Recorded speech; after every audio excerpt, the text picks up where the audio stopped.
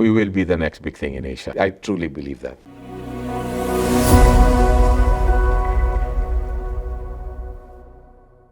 So we know a lot about your contributions, different innovations and initiatives of Aboitiz Group, of course, here in the country. But what exactly the great transformation is, and how do you see that it will contribute, more in this country by probably in that next few years? Well, the great transformation is something that we have no choice, right? It is for us to transform at this day and age is kind of like should be like second nature. The whole world is transforming. It has always been transforming. It's just that now it's called transformation. It's been transforming at a much faster pace and accelerating all the time. So really, it's very simple. We have to adapt with the changing world.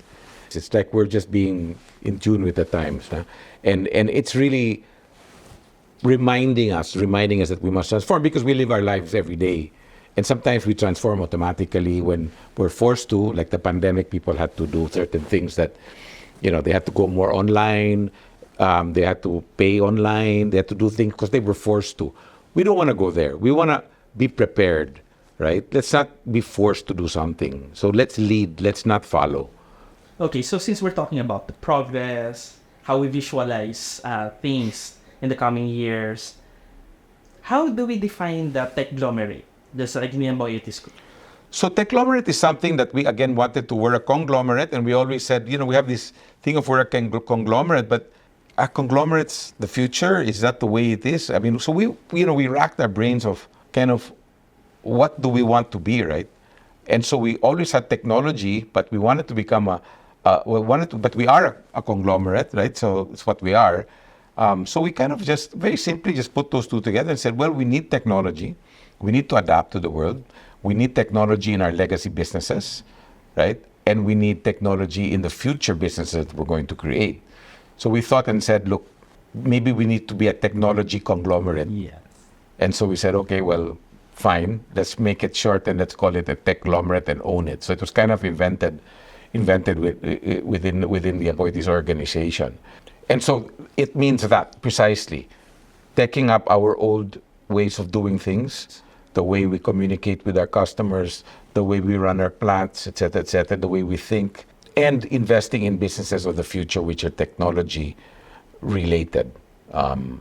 So we're kind of migrating from a conglomerate to a techglomerate, thinking that at the end of the day, being part of a conglomerate will not have a discount but a premium because, within each other, the customers of each other, we now can use data of each other to be able to benefit the whole instead of the individual companies, right? So our clients in food data, for example, can benefit the bank, and maybe benefit our clients of CocaCola can benefit the bank too, and our clients of the distribution utilities, for example, again can benefit the food group or the Coca-Cola group, and that data using to be able to have better information on customers. So that now creates a premium. Yeah. The minute you get one client, he becomes, in economic states who have a client who has built a factory, for example, and it's got 1,000 employees.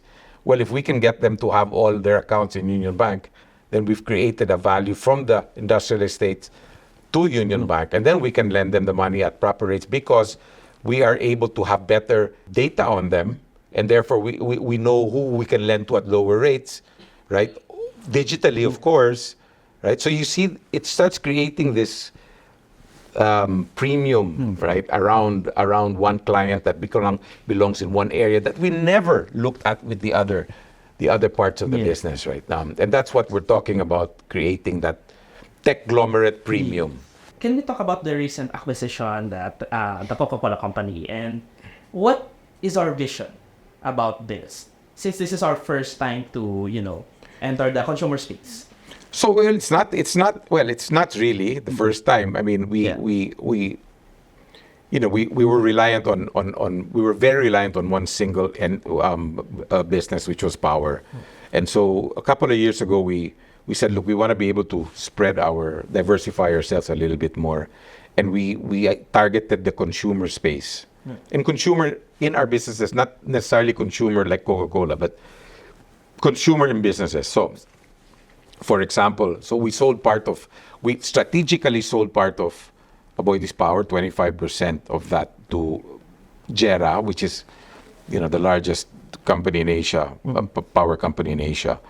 For example, to bring us one, money, and two is partnership, for the future, gas supply. And so with that, we have now decided to put this into the consumer space. So we bought Citi, for example, with the bank. So Citi brought us with credit cards, with all of this, right? Then we bought Mactan Airport, for example. Airports for us are kind of like big balls. So they are also, pretty consumer related. And of course, Coca-Cola is arguably the best brand in the world, right? The greatest brand in the world, and very, very strong in the Philippines. So we thought that would be another great consumer, moving from, like I said in the beginning, moving into the consumer space. So we will continue to do that. Opportunities that come to be able to move into consumer space, of which they can add, again, value to the rest. Coca-Cola has over 1 million customers in the Philippines. They have a lot of data. And that data, as I was explaining earlier, we now add a lot of value into our banking areas, right? Our food areas, our learning from the customers that they have, how they communicate with customers, how they market their product, how the discipline in stores and all of that, which our food group, by the way, is moving into consumer too, by doing meat and all that. We have a cutting facility for our farms. We have eggs. Moving that whole space, right? It kind of all makes sense.